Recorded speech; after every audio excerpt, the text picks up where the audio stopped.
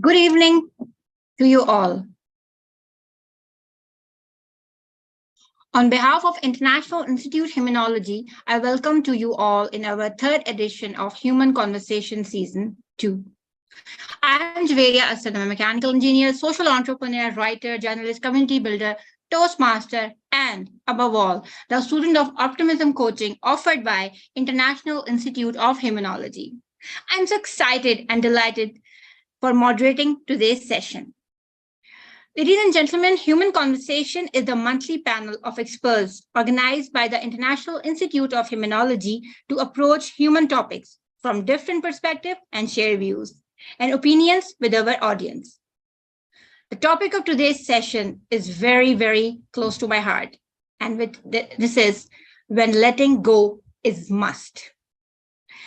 Before we talk about the topic, let me tell you that we have wonderful three experts today with us to share different insight and experience about the topic.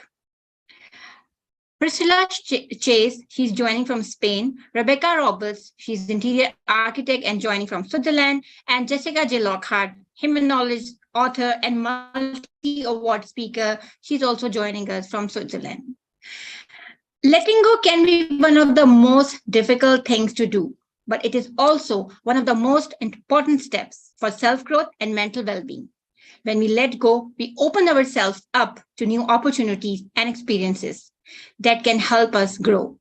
It can be hard to let go of things that we are used to or have become comfortable with, but it is necessary in order for us to focus on our growth.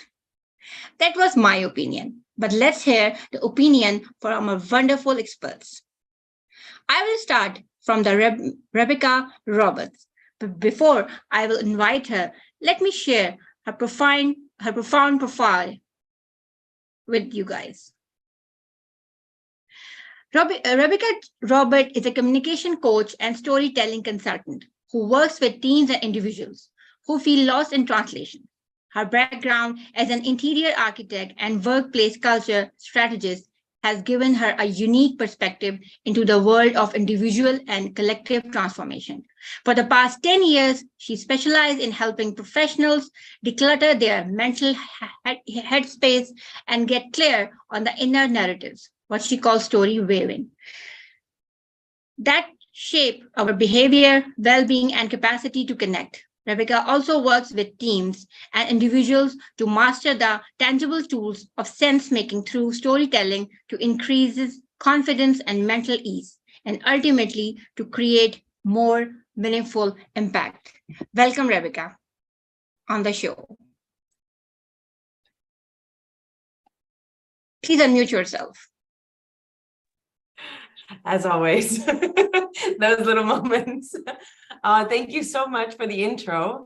And, when Jessica contacted me with the idea of, would you be interested to discuss this topic?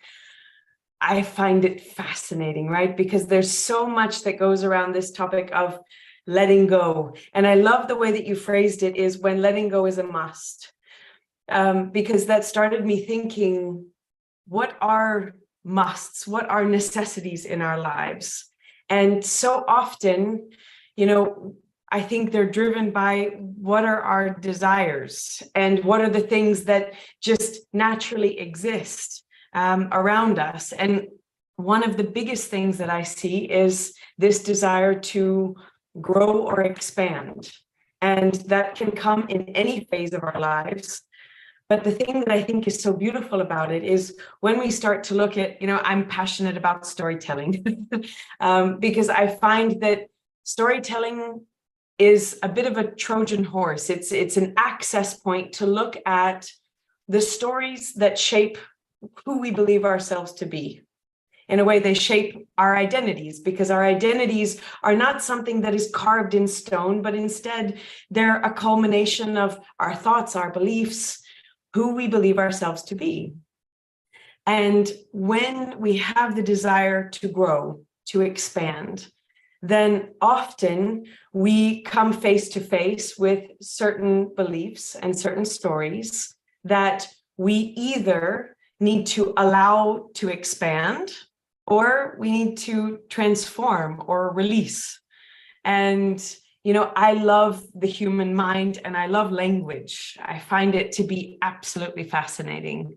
And, you know, there's this beautiful quote, and I'm paraphrasing, but a beautiful quote from Maya Angelou where she says, you know, words are things. They carry energy and intention with them. You know, someday we may be able to measure their power, but words in and of themselves don't mean so much, but it's the intention that we bring with them. So I can remember a famous actress talking about, she said, you know, I don't know Mandarin. And so if someone was saying horrible things to me in Mandarin, it wouldn't land because I don't understand what they mean. I don't have a translation for it. But if someone is speaking to me in my mother tongue and they're saying horrible things, my mind is able to instantly create a story and decide what that impact is for me. And so as I started thinking about this concept of letting go, what I immediately thought of is when it's a must is when we have that desire to grow, we must be willing to let go of who we believe ourselves to be in this moment, so we can allow for who we're going to be in our next moment. And I can remember once, you know, for a long time, I kept hearing people speak about the present moment. And I always felt like the present was this tightrope or this hairline between all of the past that existed and all of the potential future. And it always felt like I was walking this tightrope, you know, of the present moment. Okay, be here, be here now, and be here now. And I can remember at some point I was listening to this beautiful teacher, and they explained and described it in such a unique way. He said, you know, think this present moment is a paradox. In this moment contains all of the history that has ever been, you know, the person who made this pin, the person who created this apartment, all of that exists in this present moment. It's not somewhere else, but it's here. And so this moment is inevitable, but what also happens in the present moment is the potential for every possibility of a next step comes. And when we're looking at our identity, it's the same thing. This that sits in front of you right now is inevitable. I'm here because, you know, all of my choices, all of the choices of my ancestors, all of the choices of the cultures that I've grown up in and been a part of have influenced me to be here. But to take that next step and create something new, I have the chance now to explore what stories I need to let go of, or what stories I can add to my repertoire, right? And so there's kind of looking at both sides of looking at the additive stories. What are things that I could introduce as possibilities? And this is what happens when we listen to people who inspire us. All of a sudden, we may learn about something that we've never heard before, and we're introduced to the unknown, the things that we never knew. And so naturally, the possibilities of who we might be and what we might do expand. And then there's the subtractive, the belief systems and the things that lovingly, you know, that we've inherited from all those that we've met, and that now in our lives, a lot of times as adults, we have the chance to say, is this still a story that is serving me and serving the growth? Or can I rewrite this story a little bit? It's something that often I call storytelling voodoo. So I come from Louisiana originally, the land of voodoo. And it's wild because a lot of times we think our identities and our stories are written in stone. But there are also times when we can suddenly have an understanding of something from our past that we have an instant reframe, an instant retelling of a story that all of a sudden shifts it. An example of that is I've got a very good friend of mine who grew up with a really tough childhood, very, very tough. And he was speaking with another guy who had also grown up with a tough childhood, and the guy just kept talking about, you know, how much he hated his parents. But this guy was very, very talented, very gifted at reading people and at connecting with people. And the friend of mine made the comment, you know, in a way you can be grateful, because all of the difficulties that you went through as a child, it doesn't make them good. You would never wish them on someone else. But the skills that you had to learn to read your parents and read what was going on in the situation now allow you to serve others so beautifully. And you could watch this guy just instantly recognize, yes, of course, I wouldn't wish this on anyone else, but oh, actually, some of my greatest gifts have come through those very tough places. And it reminds me as well of this story. I don't know if you've heard of Kitsuki or Kintsugi. It's a Japanese form of the art of celebrating and emphasizing imperfections. And it came, I think, from the story is an emperor who had this vase that was one of his favorites. And one day it falls over and breaks into many pieces. And an artisan came, took all the pieces and repaired the vase. But when they were done, they painted over the cracks with gold. And it was really to celebrate that we're not trying to make it like it was, but instead we're celebrating the fact that actually now those points that were once broken are the strongest points of the vase.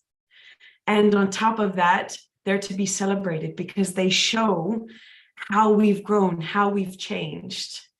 And so I'm so grateful for this topic because it really made me think about all of these beautiful, beautiful opportunities we have to look at ourselves, to look at our identities, to look at those stories and to ask, you know, if my desire is to grow, if my desire is to expand, if that is my must, then what can I choose to let go of in this moment that allows me to expand and grow into that future self that I'm longing for? So I really appreciate the chance to play with this topic, and I'm excited. I'm very excited to hear Priscilla and Jessica as well. So thank you. Yes. Oh, thank you so much. Amazing conversation, and definitely we'll play together in a panel discussion. Don't worry with this topic. And I really like it that you said that living in a moment is must. Actually, it is very important. Forget the past, live in the present, and to shape up your future. That is very important. It helps us to focus what we achieve in our lives. Okay, thank you so much. I will get back to you in our panel discussion. I'm moving towards our next panelist, amazing panelist. Please forgive me if I'm not pronouncing your name correctly. PRISCILLA Chase, right? Okay. Before I invite her, let me share her profile with you. She has worked and trained as a conference interpreter, translator, coach, and especially pertinent to today's discussion, death doula. Actually, this is a new terminology for me, so I will learn so much from you today. All of her training and life experience in whatever domain has brought her back home to experiencing death as a natural process. In her work as a death doula, she finds herself fulfilled by accompanying the dying and honoring them and their process, as well as helping them and their families to find their peace, each in their own time. In this talk, she would like to address the subject of the ultimate letting go. She will examine it within the context of the death and dying, but also as setting oneself free to live and not merely survive the final stage of life. Stage is yours. Thank you very much. Rebecca, I loved your talk, and I can definitely see how what you've said ties in very nicely to some of the things that I have said, that I have to say in referring to letting go of a past self, perhaps to be able to look at the present tense self. And in the case of the dying, and depending on your spiritual or religious belief or cultural belief, it's the self reconnecting to the ancestors who've gone before and what have you. So I love what you said. And in letting go too, I will be talking about making room, letting go of past concepts and perceptions to make room for what this present stage in my life may or may not look like. So also, as a lover of words, as attests to my past as an interpreter and translator, thinking about synonyms of letting go. It means surrendering in some cases. It also means releasing. And I think when we look at these things, we let go of something which can be seen as surrendering something. And in many cultures, surrender is seen as a defeat. All right. And we'll talk about that. But release is to be celebrated. And that for me is the best part. That's where the sweet spot is for the terminal people, the terminal patients that I work with. I apologize for my senile elderly dog. There's really not much I can do about his hallucinations. I'm sorry. So I just want to say that letting go is not necessarily a must in the case of the dying. We know that death will happen, whether that person chooses to let go or not. Excuse me, Naya, go talk to your dog. Sorry, but there's a difference. What is the price you pay for not letting go? And in the case of the dying, not letting go, not allowing, not surrendering to what is necessarily to be, I think really has the consequences of diminishing the quality of whatever life that person has left, and particularly the quality of the death they will undergo. So in many cultures, and of course here in Spain where I live, there's a big culture of you've got to be strong, you've got to be brave, you've got to fight this in the light of a terminal diagnosis or prognosis. I don't think surrender is defeat, and I don't think that the person who chooses to let go and surrender is being a coward. And instead, I think really letting go to the circumstances of dying when you're faced with your own mortality is not to be a coward. Instead, it is to be brave beyond measure. And I think it's very important to honor that and remember that. So I think the number one obstacle to letting go, I think probably in any context, I'll speak specifically to the process of dying, is the fear. And yet, when I come to work with a new patient, I will often ask them, are you afraid of dying? And many of them will say yes. But if you scratch the surface of that fear of dying a little bit, excuse me, I'm so sorry, my dogs have been quiet all day. What we find is it's not a fear so much of death as it is of pain, of suffering. It can be their suffering, or it may be the suffering of their loved ones that they fear. Oh my God, sorry. I'm getting very distracted by them. It's this having to let go of the self-perception, the perception of the self, as Rebecca was referring to. And so I don't want to be a burden. I don't want to lose my dignity. And let me just give you a hint. Dignity is never lost. Just saying, you can surrender your dignity, but that's a choice. Even when everything has to be done to meet your physical needs, your dignity can remain intact. And that's something I like to remind my patients of. So it's the fear of being a burden to others, of losing their dignity, of no longer being the vital person, that word vital life. It's no longer being useful. So we connect being able to earn a living or to be independent or self-sufficient as being useful, okay? There are many ways that we can all be useful. And it's also, and this is an interesting fear that I had never thought about, but I came to terms with not so long ago, and that is the fear of not being remembered. And I think as human beings, for the most part, we live our lives in a conscious or unconscious search for transcendence.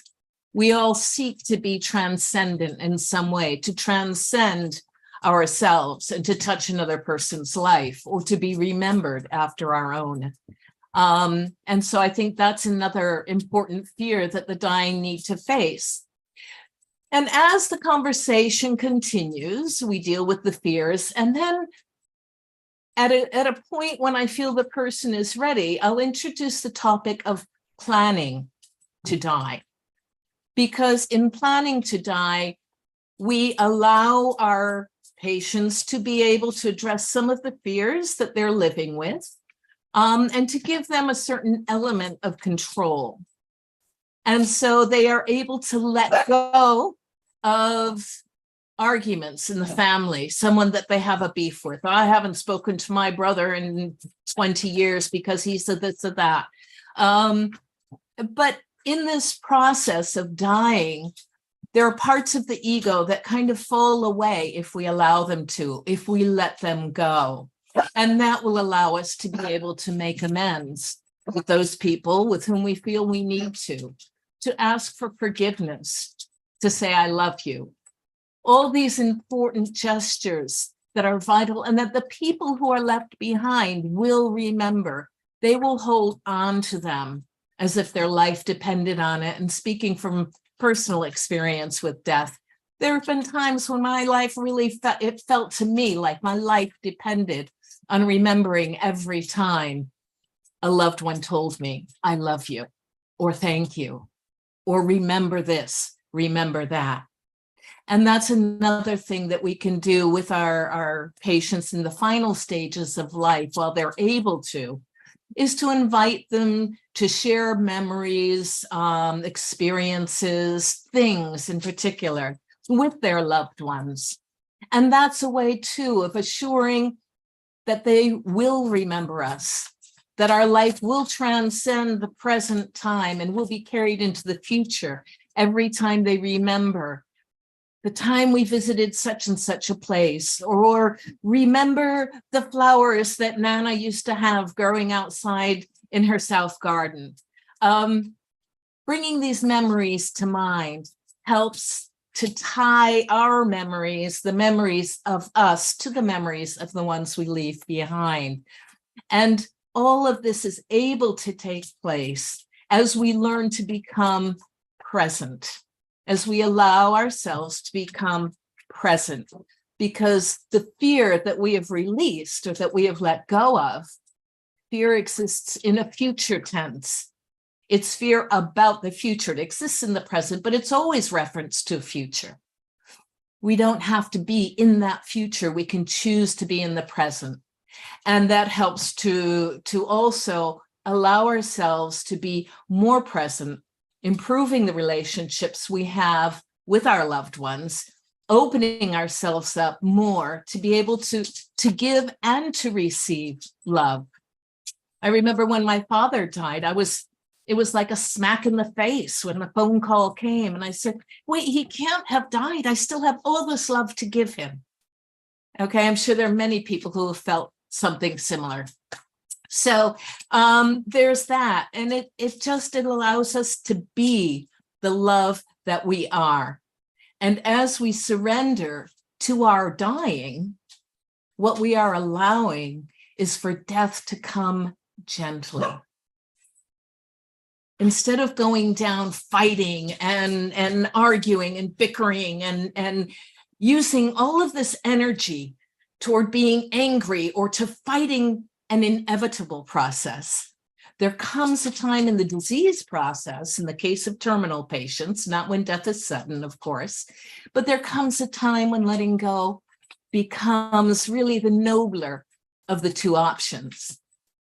And so then holding on becomes the obstacle to your quality of life at the end and the quality of your death.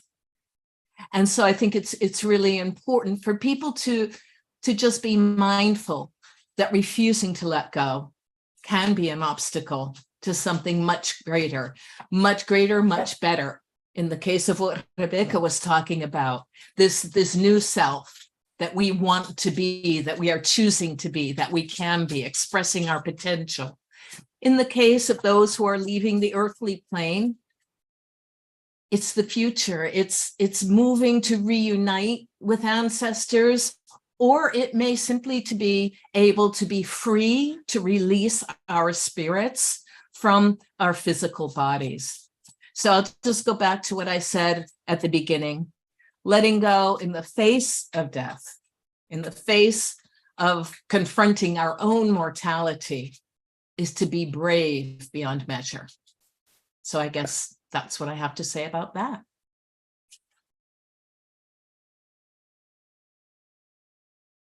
Thank you so much. I can relate to it. It was very emotional because my mom was bedridden. Then definitely at that time, we were praying for her to be, to free her soul, to, it was better for her at that time because she was in so much pain. It was difficult for us, but as you mentioned, that it was nobler for her to go. And it was nobler too of you to allow her that her, because it was difficult to see her in the pain and as a daughter, and definitely. And overall, just for the lighter note, this topic is reminding me the song from the Frozen by Elsa. She's saying, let it go, because she accepted, okay, I have this power and I use it and I will save my kingdom. So that's the beauty of let it go, to accept what you are, to recognize yourself. Okay, so now moving towards our another amazing panelist. She is the founder of International Institute of Humanology, Ms. Jessica J. Lockhart. And okay, so her introduction I was looking for. Jessica J. Lockhart created Humanology based on the theoretical, academic, and personal knowledge she had accumulated. Linguist, coach, teacher, mentor, international speaker, and author of several books, The Optimist in You, What Story Do You Tell Yourself, Coaching for You, and Caribou. Lockhart directs the International Institute of Humanology with twin seats in the Switzerland and Panama, and continues developing and propagating this new discipline all around the world. Creator and developer of Humanology, optimism coaching, personal essence, absolute forgiveness, social mass, and time boxes, to mention but a few. Her discoveries and breakthroughs are opening new avenues of research and knowledge, and helping human beings understand themselves and the world around them better. And I believe that this topic is very close to Humanology. So for the next 10 minutes or 15 minutes, stage is yours, Jessica. Thank you so much, Javeria. Thank you, Rebecca. Thank you, Priscilla. I think that the two perspectives you just gave us on the topic of letting go are fundamental, are important to consider. And I want to add a third one that is somehow related to both, but different at the same time. When thinking about how to approach this topic, there were many possible perspectives I could have undertaken. But I chose to speak about the kind of situation in which a person is not able to let go for whatever reason. One of those situations is when a person is stuck in the past, is stuck in the story they tell themselves, as Rebecca was telling us, is stuck even in the future, a future that, as Priscilla said, doesn't exist, but we can still be stuck in the future. In our minds, we're constantly living situations that haven't happened yet, but completely occupy us and keep us completely stuck. So I decided to approach the topic of letting go from the point of view of forgiveness, because as I usually teach in Humanology, forgiveness is something that not many people know how to do. We're not taught how to forgive, and that's going to be part of what I'm going to be sharing with you today. I prepared a set of slides. Let's see if I can show them to you. Because, well, everybody knows me and you've seen my face enough times. So like this, you don't have to see me all the time. And you can just enjoy the photographs that I chose for you. So I decided to speak about absolute forgiveness because I think that it is something that many people don't know how to do and is fundamental in our lives. Not forgiving causes us so much pain, so much hardship, so much guilt when we're not forgiving ourselves. I'm sure that Priscilla will agree with me when I say not forgiving is one of the key elements in a death doula process. You know, you need to forgive others and yourself if you want to go in peace, if you really want to find that peace that we all dream of having in our deathbeds.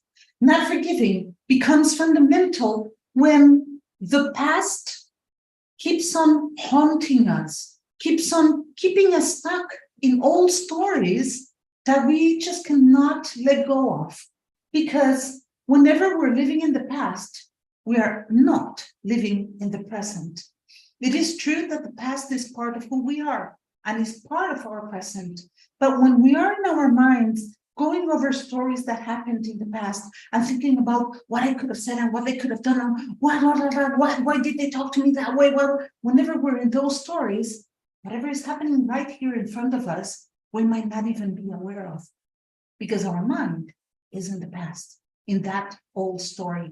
I usually say that in those moments in which we're stuck in the past or we're stuck in the future, we become a little bit like Don Quixote. We're fighting windmills, and those windmills are just in our minds. We're fighting something that is not real, but to us, they're completely real. Not forgiving is totally exhausting. When we don't forgive, we're constantly going over those stories in our minds. And you know what happens? When we're going over those stories and fighting those windmills, our minds believe that they are true, that they're actually happening. I usually love to say that the human brain is stupid. It's really quite stupid, because even though it's very intelligent, it cannot distinguish between reality and fiction. So when we go into those stories and we start reliving those stories in our minds, our bodies believe them to be true. We start feeling anxiety, we start feeling pain, we start releasing neurotransmitters, and all these emotions are actually real, even if the story is not really happening right now. It's like when we go to the movies, we might even cry because the movie is so touching, and we know it's not real, don't we? It's the same thing.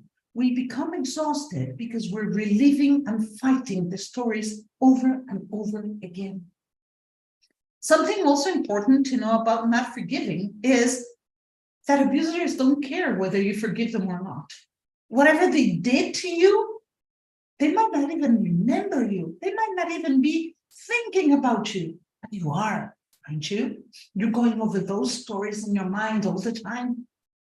You might be feeling angry, hurt, guilty, because those are some of the negative emotions we suffer from when we are in those horrible stories of our past.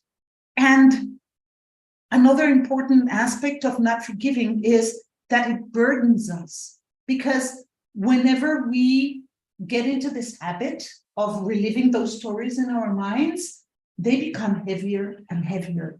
And by exhausting us, we have less resources, less energy, and then they become heavier to carry and to bear. Whenever we get stuck in the past, that same past doesn't let us live. We're stuck there. We're not here. Like I said before, we cannot just face whatever is happening in front of us. We might miss a lot of wonderful things because we're in the past. We're so focused in whatever happened that we are actually not seeing whatever is happening in front of us. And that drains our energy completely.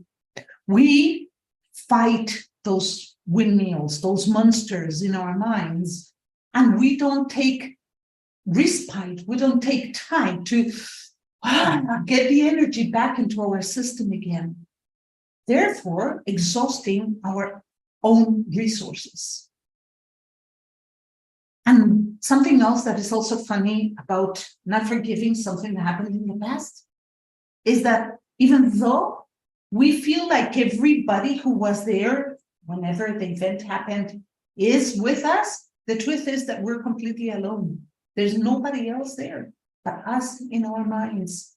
Yeah, we remember what people did. We remember what people looked like, how they were talking. We remember every single little tiny detail, don't we? The truth is, there's no one there, just us. And by going so often to the past, we end up becoming also very lonely. When we're not capable of letting go, when we just cannot forgive something in the past, we become obsessed by it. We create this habit of going into the story again, and we can only go on our own. We leave everybody else in our lives outside because they can't come with us, can they? Even if we tell them the story. You know what happened to me? How many times can you tell your loved ones the same stories? How many times can you repeat the stories without them saying, why don't you let go of it? Come on, think about something else. You can't bring them with you to the story. So at the end, you're also very, very lonely. Whoops, let's see. And something that everybody says, but sometimes people tend to forget, is that the past can be changed. We go back to the past, we relive the stories, we go through every detail. What are you hoping to get? A different version? Are you trying to find some kind of enlightenment that even if you get will not change how the events happened? Every time you're in the past is time that you cannot devote to fixing yourself in the present because you're too busy fighting that past. So whenever you get carried away by a past that cannot be changed, you also feel hopeless and helpless. You're fighting those non-existing monsters because they don't exist anymore, or at least they don't exist the way they existed back then, and you always lose the battle. You cannot change what happened, so you're always going to lose that battle. And that effort that you're making is going to create despair and sadness in you, piling it on top of all those other negative emotions we mentioned before.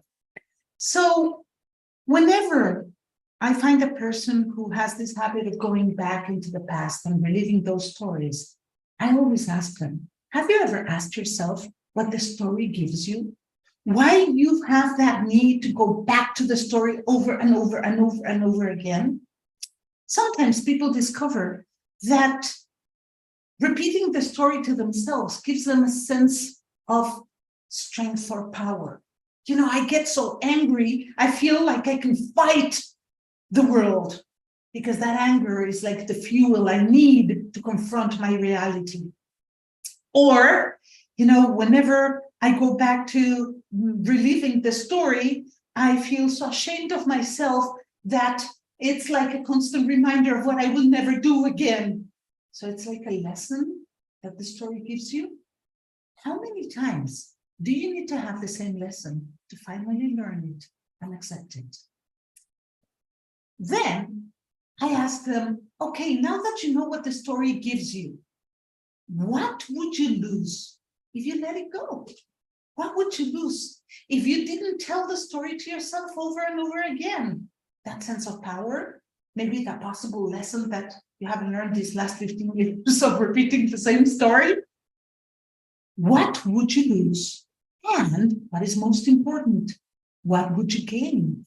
What do you think would happen if you managed to let go of the story that has trapped you for so long? The truth is that forgiveness frees us. It helps us leave the past behind and start exploring the present and start doing things in the present that we cannot possibly do in the past. I always ask my clients to ask themselves, what is it that I can possibly do here and now? Not what could I have done in the past? Because the past, as we said before, cannot be changed. What is it that I can do right now, right here, to somehow prevent this story from happening again? To somehow feel better about myself? To somehow interpret that old story from a different perspective or point of view? Sorry, the slides keep on playing with me today. So whenever I work with these clients, I realize that we're not taught how to forgive. Many of the religions in the world encourage us to forgive. And they tell us you should forgive others and you should forgive yourselves. But they don't tell us how to do it. The whole process of forgiving is not something we're usually taught how to do. As kids, you know, imagine you have a sibling and you're constantly bickering and fighting, and your parents tell you, well, ask your brother to forgive you or forgive your brother. Do they tell you how to actually do it? How to let go of the feelings? How to let go of those negative emotions? They don't, do they? Because most people don't know how to forgive. They were never taught, so they can never teach. And, And if they can really, really forgive, they usually forgive at only two possible levels. There is intellectual forgiveness. In humanology, we explain that intellectual forgiveness is the kind of forgiveness we achieve or we grant when we rationalize whatever it is that happened. We measure the situation and we decide, okay, yes, it makes sense to forgive. Whatever the person did to me is not that serious, or maybe the person had some reasons to do what they did. Okay, I intellectually, mentally decide to forgive. And many times that kind of forgiveness is enough. Sometimes it's not enough. And we move on to the second level of forgiveness, which I call emotional or sentimental forgiveness. We sometimes try to reason the whole situation, whole story, and still cannot forgive.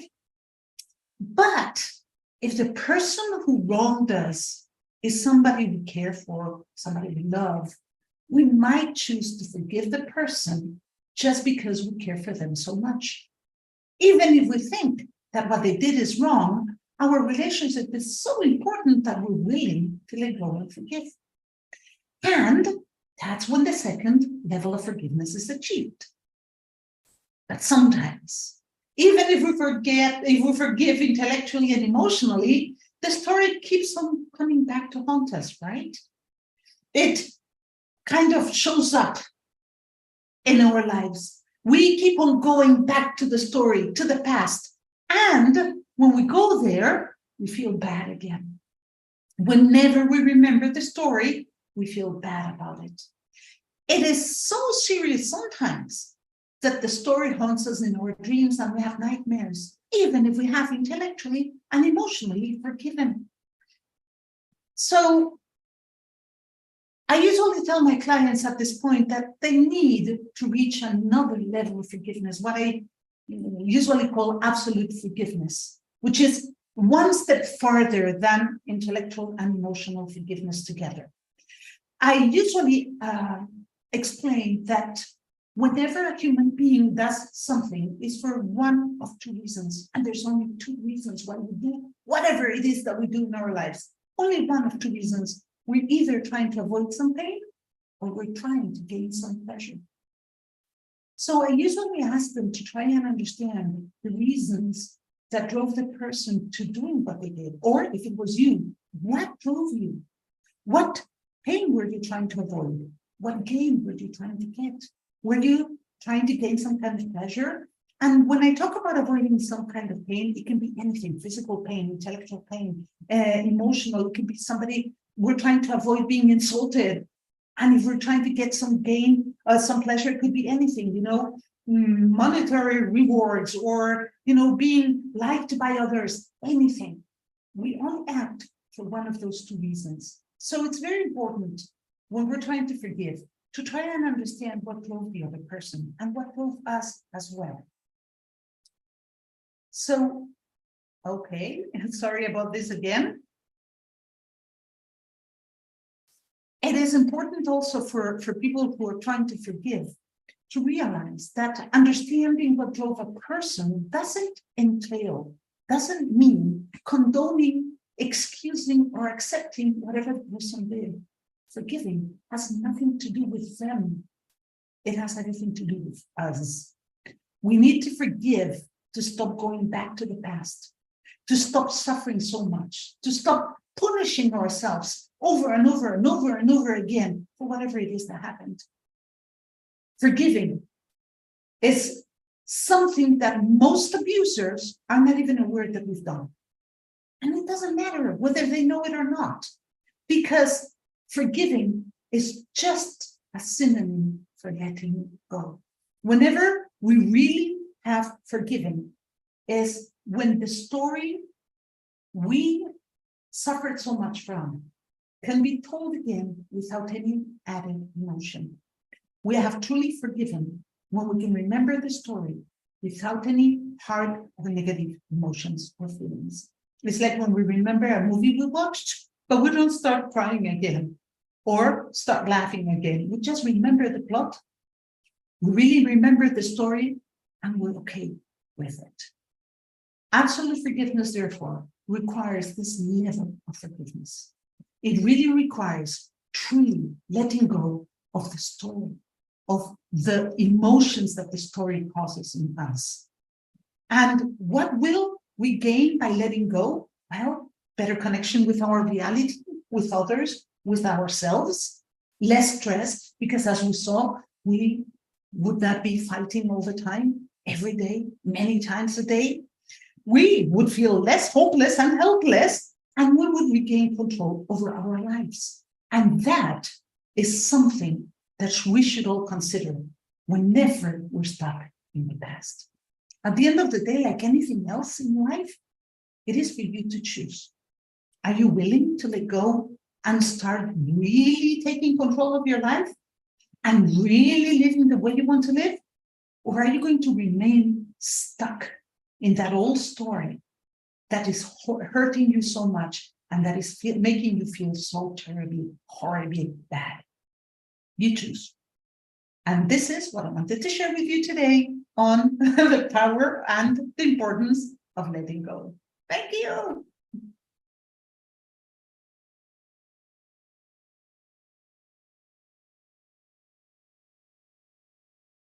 Wow, thank you so much, Jessica. At the end, you said message that it's our choice. Definitely, it's always our choice what to choose, what story, as mentioned by Rebecca, what story we have to let it go and what stories we have to create in present and what our goals are where we need to focus. Definitely amazing presentation. Thank you so much. And now we are moving towards our panel discussion. We have some questions and we will take some questions also from our social media handles. Okay, so now I will start from Rebecca. I have first question to you. And that is that what would you say is the main reason why people find it so hard to let go, and what would your best recommendation be for them to deal with it? So I love that we were all talking about this, right? This idea of death coming gently or life coming gently. There's this allowing. And I think one of the biggest things that we struggle with is that we're very attached to our identities, and we're attached to who we think we are. And there's something there's almost like a little death of if I want change, then I have to allow myself to let go of this part of my identity to make that change. And so actually I heard this beautiful conversation between a doctor, a palliative care doctor, actually. So a lot of what you're doing, Priscilla, and she was saying, so much of it is that sometimes we don't allow ourselves to grieve the part of us that we're letting go. whether that be a loved one, but in this case, I think sometimes we have to grieve the part of ourselves that we're letting go. And often when one thing you see very often is people a lot of times have the capacity to make big changes in their lives when there are really tough external scenarios. So let's say if a parent dies or a child dies, a partner dies, death is a big one, but also a loss of a job.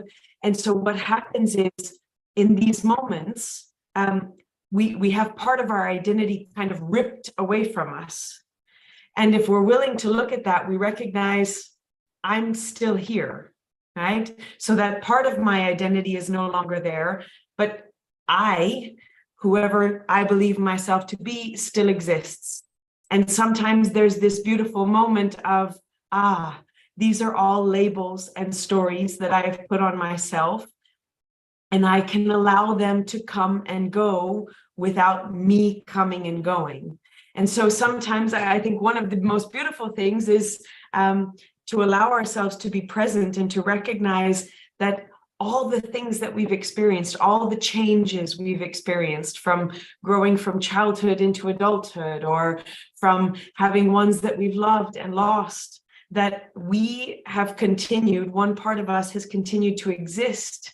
And so to have a little bit looser grip on what we believe ourselves to be, on that identity, and to, I love that term really, to not only, in the case of what Priscilla was talking about, she said death coming gently, or allowing that, but to bring that lesson into life and to allow life to come more gently when changes happen or when we choose to grow, to have a looser grip on our identity and to allow that to be a little bit more fluid.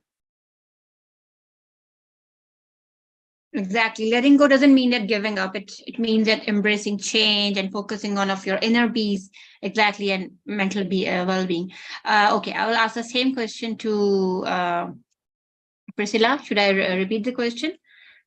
No, I think I can remember it. Okay. So kind of the obstacles to letting go. Well, as I said in my talk, I think fear, of course, is kind of first and foremost. If I tying in with what Rebecca said, if I let go of the person I perceive myself to be, or the labels I've given myself, what have you, then there's the fear of what if I can't, bring this person I long to be into the present or into being, if I can't birth this new me. And I think tying in with what Jessica was talking about with the forgiveness, and she was talking about memories, that can haunt a person and keep them from really forgiving. And so I think one of the things that can happen with that is one of the questions that she mentioned that she asks people that she works with. What are you afraid? What will you lose if you let go of? Right? What would you lose, or what will you lose? So then we get into the topic of secondary gains when we talk about psychology. And in that case, we're talking about perhaps the different archetypes. If I give up being a victim of abuse, of whatever has happened to me, of this disease that is killing me, if I give up being a victim, then I have to find the strength to stand in my reality. That's a lot of strength. And sometimes people don't feel like they have that strength. What if I have to stand in my reality and I don't like my reality? Or what if, in the case of someone who's dying, if I'm no longer a victim, then how can I make sure that my partner or my family members won't take care of me? Can I be sure that they'll still be there for me? So, there's a lot of this storytelling that we do, and that also gets in the way of just, letting go. Yeah, people always told me I was this or I was that. And I was happy to believe that because it made me feel this or that. But if I stay with that, I can't continue to evolve. I mean, you can't evolve if you don't let go. And letting go isn't binary. It's not black, white. It's something you do by degrees. So, yeah, I think the biggest obstacle, or certainly one of the biggest obstacles, is fear of not being, or, enough, or being too whatever, these many stories we tell ourselves. And then, of course, what are the secondary gains of not letting go? What am I trying to guarantee for myself by not letting go? And what am I actually, in fact, wanting? And how can I achieve that in a healthier way, a way that's better adapted to my present tense, because it can grow with me as I move towards my future? That's what I've got. That's true. Sometimes we are not letting go things. Sometimes we got scared of trying new things. That's why maybe sometimes what people actually the main problem is we always think about the other people, what they will think about. Right. If you will take any bold and any decisions for only ourselves, it's not selfish to thinking about you. Sometimes I always recommend women also in KSA, because in KSA, women are so much isolated, and they're not letting their lives the way it should be. So all the time, we will start something else. What people will think about it. So I think it's very important to think about yourselves. Yes, Jessica, what's your take on this? I totally agree with what Rebecca and Priscilla said before, of course. I think those are important reasons why people find it so hard to let go sometimes. And there's something that Priscilla somehow mentioned very quickly, but I would like to emphasize it, and that is beliefs. We believe that we should behave a certain way. That's what society expects from us, or what we expect from ourselves. And sometimes we get stuck on those beliefs too. We cannot allow ourselves a different possible interpretation of our reality, because we sometimes have a worldview that doesn't allow us to see outside our own lenses. So we're limited by our own worldview and our beliefs. So whenever I'm working with clients who have difficulties letting go, I sometimes find that it's not that they don't want to let go, it's that they cannot, because they can't imagine an alternative, because their worldview limits them in their scope and in their imagination. So sometimes helping clients discover and question those limiting beliefs is what it takes to help them let go of old stories. Sometimes they have to go and they have to look beyond. It's like the Wizard of Oz, It's like clicking your red shoes and saying, that's it. Sometimes we just need somebody to help us see something that is beyond what we've seen so far. And sometimes beliefs can be the limiting factor that just don't let us let go of our old stories. So I think that limiting beliefs are also another important element or component that should be considered. That's true. That's true. Okay, now moving towards our next question, and that would be, of course, from Rebecca. I will start with Rebecca. Should emotions guide our decision to let go, or should it be our thoughts? Okay, first we need to differentiate our emotions and thoughts. There are two different things. We can't control our emotions, but we can control our thoughts. Yeah. Oh, man, these are tough questions, right? So I don't even know. I find I'm a firm believer that there's no one part of us that was created just to be tossed out, right? I think everything has its value. And in some ways, as I'm thinking about this, if we look at it as two different parts, the value of each, right? Our brains allow us to think, to process, to explore. Our emotions allow us to feel. And actually what we want is for these two to be in communion with one another.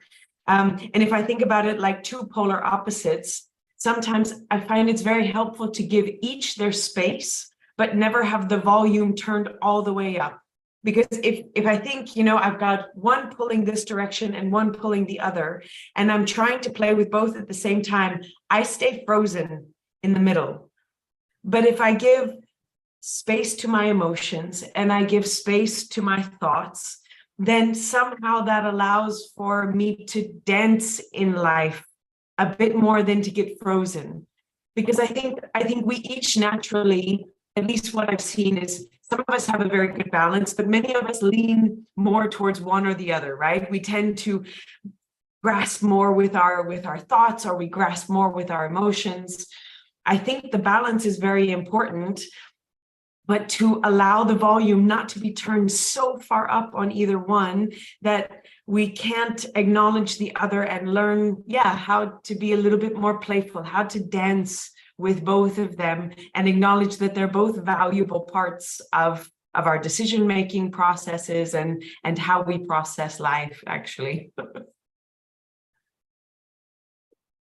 I think that we can't control to feel something about it, but we can control how long we have to feel about it.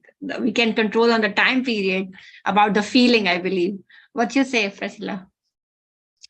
Yeah, absolutely. And I think oftentimes our thoughts and our emotions get very tangled up one with another. Exactly. And oftentimes Yes. what you're speaking to, the time we allow ourselves to feel emotionally something, we can call on our intellect, on our thoughts, to inform that. All right, name it. What am I feeling?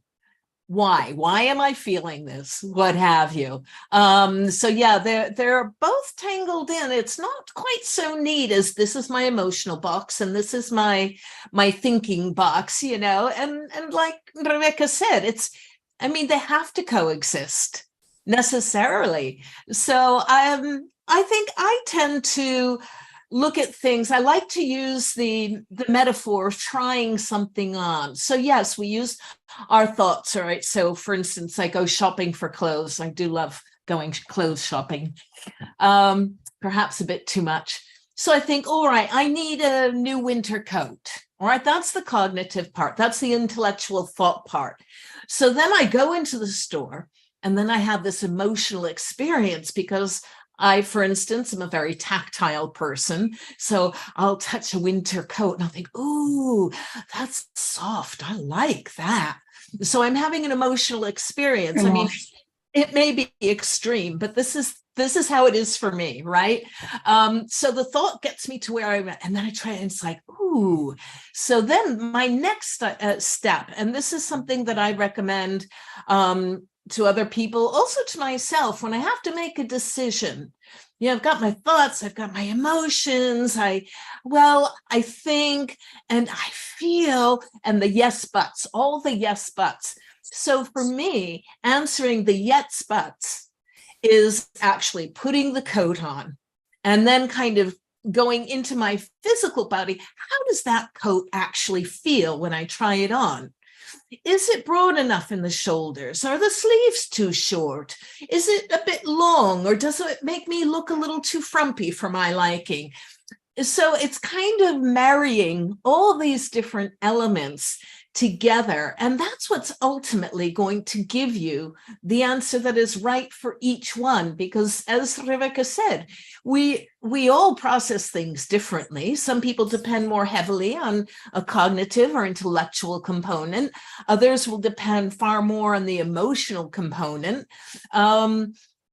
Ultimately, for me, in my experience, it's like I have to bring those two together and put them in my body and like, does it feel right? So, you know, what people refer to as that gut response. When you know it's right, your body also knows that it's right. You've weighed the pros and cons up here in the intellectual. You felt them all here in your heart. But how does it land in your gut? And so for me, ultimately, the gut is going to tell me when or what is the right thing to do. Exactly. And that awe moment when you touch that coat was for some time. Every time you will not that, of emotion or having a feeling every time. No. So we have to control that awe moment, how long it will be. Yes, Jessica. It's like I'm sounding like an optimism coach. Yeah. Yeah, that's great. Fantastic. So the question is whether our emotions or thoughts should guide our letting go process. I would like to say that we have both conscious and subconscious thoughts. And in humanology, we usually say that emotions are subconscious and feelings are conscious. So we have, I don't know, something scares us and we go like, that's an emotion. But then we go like, oh my God, there's a dog there. I am afraid of dogs. That's a feeling. Whenever there is a subconscious thought or a subconscious emotion, there's nothing we can do about it. We have no control over it because it's subconscious. So whenever we're reacting to a subconscious thought or a subconscious emotion, we're just reacting. If there is a trigger that immediately pulls us zoom back into not letting go, or going back into the stories that I was talking about before, or feeling bad about something, there's nothing we can do until the thought becomes conscious or the emotion becomes a feeling, and then we can take control. Once we're there, once we are at the conscious level, I usually say what I just finished my presentation with. Well, it's for you to choose. Is this what you want? Is this what you would like to have in your life? Is this how you want to feel or what you want to think? Is this something that you don't want to let go, or is it something that you would like to let go of? Because at the end of the day, when something is not letting us go, be it an emotion or be it a thought, as Priscilla said, they're interconnected. The emotions triggered by a subconscious thought, because we subconsciously know that we're afraid of dogs, and suddenly there's a dog in the horizon and we feel that emotion. But when it becomes conscious, then we can do something about it. And we can deal with the feeling, and we can handle the thought. So at the end of the day, I think that the questions we should ask ourselves are, do I want to feel these emotions or feelings? Do I want to have these thoughts? If the answer is yes, I do, then why would you let go? If the answer is no, I don't, then what do you need to do to finally let go? As I said at the end of my presentation, you choose. There's no right or wrong answer, I think. Each human being should have the capacity to decide and choose what they let go of and what they don't. I work with people all around the world, and I often work with people who suffer from or have suffered from abuse. And a lot of those people don't want to let go of their past experiences because of whatever they give them, as I explained, and they remain stuck in those stories.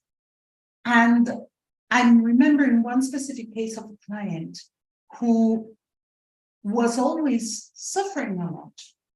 And I remember telling this person, but wouldn't it be better if you let go of the past, of the abuse? And then the person said, no, I don't want to do that.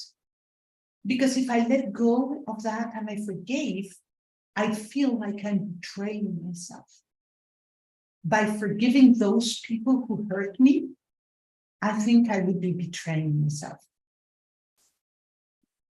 There is one explanation for one kind of behavior that we can then analyze with the client and say, is that really so? Is that what you really want? Is that how you want to live? But if that is what the person feels and thinks, they have to explore it themselves. We're not here to tell them whether their choice is the right one or not. Because at the end of the day, that's what free will is all about, right? We give them the tools they need to deal with those situations and to choose whatever they want to choose for themselves. But I think that's as far as we can go. So that's a long answer for a short question. Sorry. But very relevant. I mean, I always make it simple that it's our brain is just like a wardrobe. I mean, you always update your wardrobe, right? As per the new trends. You know, in summer you can't wear winter thing. You know, why you're thinking so much? And okay, you really like this dress your mother gave me or somebody gave you. You have emotions with it, but your thought say that you cannot wear it in summers, for example. So it's all about your thinking and your thoughts, I believe, on what track you're going on. Okay, so I have one question, but before I will go my question, I will take a question from our social media. And that, okay, who wants to give? I Yes. think we have a third question for the Yes. panel. We have a third question. Okay, I was thinking to ask later, but if you want, I can ask. Okay, Yeah, is there a give those okay. who are watching us more time to post questions? And let me Okay. just remember or remind everybody who's watching us, please write your questions on the YouTube channel so we can answer them. Okay, so after my question, I have only last question in my plate. So after that, I will ask all the questions. If you have, please mention in the social media, and I will ask from my expert. Okay, so I have a question. Actually, most of them have given the answer, but make it more crispy and quick. Is there a wrong time to let go? I mean, whenever you're thinking it's time to go. Okay, what's your say, Rebecca? Is there a wrong time to let go? No, I don't think so. Well, Yeah. and more because that's a personal philosophy of life. I don't think we can mess up. I think that there are choices that we can make that cause us a little bit more discomfort in the process. But then I also believe that, I know I'm very stubborn. So there are times where I make choices and life has to slap me around a little bit. But I know that I'm asking for this. And I know that that's part of what I actually need from life. So I'm of the mind that I don't believe that there's a right or a wrong time ever with this type of thing. It is the moment. I love that Jessica keeps pushing that thing. It is the moment that we choose. And we cannot force ourselves to choose before we do. And so as a result, there can't be a wrong time because it is what it is. So that's what I would say. Exactly. Yes, Jessica. Okay. Yeah, sure. I would say there is though. I don't agree with you on this one, Rebecca, sorry. But that's the fun of panels, right? Sometimes we let go because of social pressure or because of, once again, beliefs. And we might not even be ready to let go. I'm thinking, for example, about Priscilla's work. Being a death doula, you work with a person who's dying, but we also have to consider those who stay, the relatives, the loved ones. They also have to go through this process of letting go. They have to let go of the person who's dying. And sometimes they might let go too quickly, or they might not even, because they want to avoid some pain. Sometimes they let go of things without really considering them. And in that case, they might be letting go for the wrong reasons, not because they really truly want to let go, but because of other reasons. And in those cases, I would say there is a wrong time to let go because it's not being done the right way. Maybe. I don't know if that makes sense. Yes, Priscilla, what's your take on this? Okay. Yes and no. I try to be very precise or delicate or careful with the language I choose. And so I will find myself shying away from words like right and wrong.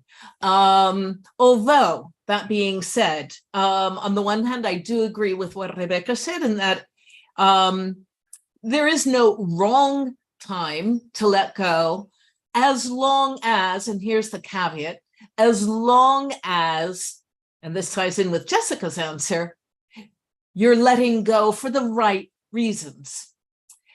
And you're letting go on your own terms. So, right, I didn't get into the whole issue of grief because that's a major topic that would require at least 90 minutes just all by myself. But yeah, letting go obviously affects the person who's actually doing the dying, so to speak. hugely important in those who are going to be grieving. And, you know, grief is just, you've got to do it, and you will do it one way or another. But it's also, I've also seen the case, to your point, Jessica, of people who refuse to let go of the deceased. And you'll find this with, I tend to see it more with wives who lose their husbands. And so they will just, you know, keep his clothing in the cupboard. They will have his picture hanging all around the house and light candles for him and wear black for ever and a day, what have you. And, you know, as I said, letting go, it's always optional. You know, we do get to choose, but there are consequences. And I think when we look at the consequences and we look at the price we pay, as I mentioned, for not letting go, and perhaps the price we may pay for letting go. Perhaps we're talking about someone who may be important in our life, but for whatever reason, we move on and we don't make the effort to keep that person engaged in our life. So, you know, letting go too soon or refusing to let go. They're tricky questions, and each person, I think the best way to answer that is be cognizant of what or who you're letting go of, why, and is it the right thing for me right now? Or perhaps do I need to revisit it in the future? So I guess that's what I'd have to say about that. Yeah, this is very important. Why? I mean, letting go, it should be only for yourself, without any pressure, without any social pressure. Actually, that's another topic. Can we keep this another topic, Jessica? Letting go only because of you, not any pressure. If you don't want to let it go right now, don't do it for any other. Take your time. Can I add something that I forgot? I think it's important too. I think there's another example of when it is wrong to let go. You know, I think that sometimes we let go too soon because we don't want to make the effort, or because we are too pressured. But some of the times it's just the opposite. We should have let go a long time ago. For example, in cases of abuse, you know, a lot of victims don't let go of their abusers because of whatever, and they look back on their lives later and they say, God, why didn't I do it before? You know, so in that sense, it's a little wrong, again, with all those quotes and quotes, a little wrong to not let go before, you know, because you're in pain and you're suffering a lot.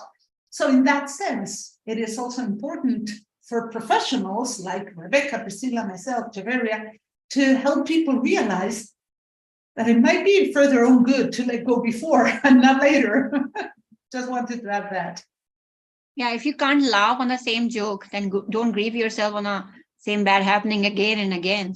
So that's actually dilemma of our actually most of the time it's dilemma of our society, that we are scared to let it go. Okay, now we have two questions from our YouTube channel, and the first one, anybody can give the answer. What relationship do you see between forgiveness and accepting ourselves? I see both part of our journey to find peace. Yes. So who wants to give the answer? Yes. Would you just repeat the question? I'm sorry. Sure. What relationship do you see between forgiveness and accepting ourselves? I see both part of our journey to find peace. Definitely, if you're thinking yourself, you will first step you will do is forgiveness. Then you will move on. But of course, expert opinion is required here. Can I try and answer, Javeria, just because I spoke about forgiveness? And of yes, course, sure. I would love to hear Rebecca's and Priscilla's thoughts on it. Yes. The question is, what relationship do I see between forgiveness and accepting ourselves? Well, I spoke about forgiveness. I mentioned forgiving others, but I also mentioned forgiving ourselves.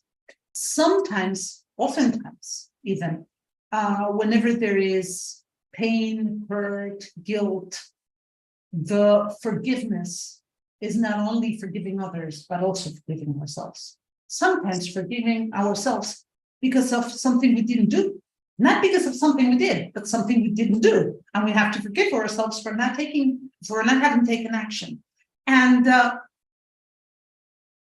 it is part of the journey to peace. You know, if you want to find peace and you're holding a grudge, be it against somebody else or even yourself, or you're feeling guilty for something you did or didn't do, it's going to be very unlikely that you find peace, because once again, in your head, you're in the past.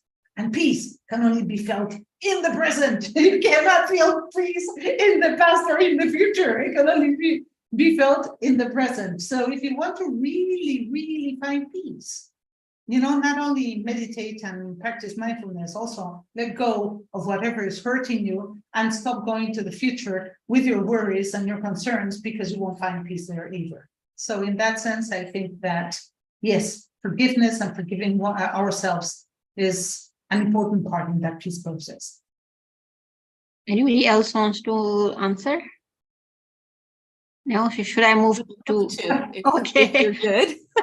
Yeah, please. We have only 10 minutes, right? Just Jessica, we have 10 minutes, right? Great, actually, yes. Yes. Okay, Yes, so yes. Quick and crisp, yes. I'll try to be very brief. Acceptance and forgiveness, and this applies to whether you put the self in front or not. I mean, self-acceptance, self-forgiveness, forgiveness of others, acceptance of others. I think in order to truly forgive, like to really to the bottom of your feet and into the ground forgive, and all through everything straight through, I think forgiveness can only really take place from a place of acceptance. Accepting your own shortcomings, accepting the shortcomings of the person you're called to forgive. And that's the relationship I think I see between both of these concepts. Yes, you know, we had sometimes we heard the saying forget and forgive and forget. Also forget. I mean, don't you know, allow those people again in your lives to disturb you. So forgive and forget and move on. This is the main thing, actually. So to maintain your individuality, actually. Okay, the next question is, it's related to religion. What influence has our religion beliefs in our capacity to forgive? I think every religion teaches us to forgive other people. So I will take answer for everybody. I want to take answer for everybody. So Jessica, the question correctly, because I'm not sure I understand the question. I think what it means is what influence has our religion? Exactly. I believe every religion believes in forgiveness, but yeah, that's what I meant. I mean, our capacity to forgive, according to the question, if I understand it right, our capacity to forgive will be influenced by our religion. And depending on what religion we come from or what religious beliefs we have, we might find it easier or harder to forgive. That's what I think the question means. I'm not 100% sure, but I think that's how I interpret it. If the person who wrote the question is listening, please clarify if I didn't understand it right. So I think that religion, like other core beliefs and belief systems in human beings, plays an important fundamental role in defining how we see the world. I spoke about our worldview, and I made this gesture, is the gesture I usually always make when I talk about worldview. I often also put some glasses on, it's easier to understand it like this. In humanology, we usually explain that our worldview is made up, those glasses, those lenses are made up of all our beliefs and our experiences. And when we talk about beliefs, we don't only mean religious beliefs. We mean all kinds of beliefs. We have personal beliefs, we have family beliefs, we have cultural beliefs, we have professional beliefs, you know. Rebecca was talking about translation, and funnily enough, both Priscilla and I used to be simultaneous interpreters. In fact, we used to work together, and even in that profession, there were specific beliefs that somehow affected our day-to-day and our lives. So each profession has its own set of beliefs. And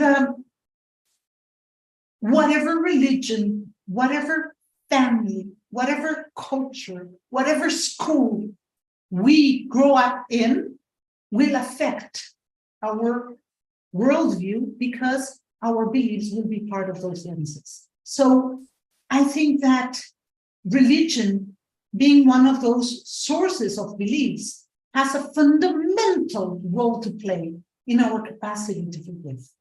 And not only religion, but spirituality too, because you could be spiritual and not religious and still have specific beliefs that have to do with forgiveness that you acquired in your childhood or in your environment. And it is true that certain religions somehow specify the path to forgiveness more than others. And that might have an influence and an impact on the way you follow in your own forgiveness processes. So I think it has a very important impact on how we forgive. Having said that, beliefs can always be questioned and changed, even religious beliefs. Sometimes we just need to ask ourselves, is this something I want to continue believing? Is this something valid for me? Or do I want to change it? There's nothing set on stone. Beliefs are part of the worldview. And we always, in Humanology, we always recommend everybody to try and expand their worldview as much as they can, because they might find opportunities that they can't see with a smaller worldview. So expand your worldview if you really want to see many other things, and if you really want to, for example, find new paths to forgiveness. As you mentioned, that if this is our frame, social frame, political frame, religious frame, so it's up to me which frame is improving my eyesight. Okay, exactly. You know, which frame is it can be any frame. I believe this is, I think, a crust of your talk. I believe. But it's important to realize, Javeria, that if you have not been exposed to something, it cannot be part of your worldview. It's like, I don't know, if one very simple example, if you never had a headache, how can you explain what a headache is to another person? You can compare it to other aches and pains. You know, it's like a toothache, but not really. The person who's listening to you will never understand what a headache is until they suffer from one. So it's, you know, their worldview does not include the concept headache. So it's a little bit like that. Yeah. Try all frames, like just like we are going to the, you know, buying the frame, the real frames, and we try different brands. So try all the frames to expand your worldview. Exactly. PRISCILLA or Rebecca, want to answer? I'm in alignment with that. I think it's playing with the belief systems, whether that's attached to religion, spirituality, culture, whatever it might be.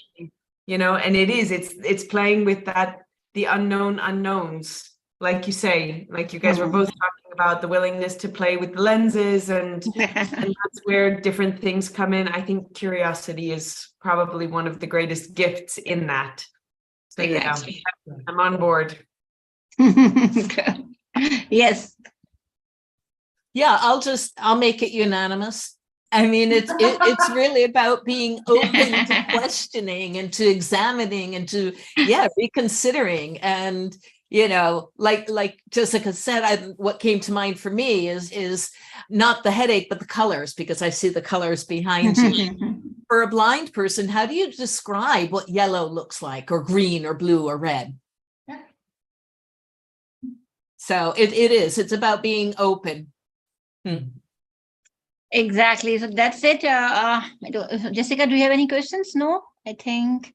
No, I just Okay, wanted so to we are find done. out Thank you your so much. experience. Actually, for me, this session is always a therapy because all the topics we are discussing, particularly being a student of International Institute of Humanology and under the banner of umbrella of Humanology, of course, with the different experiences and insights from our amazing panelists.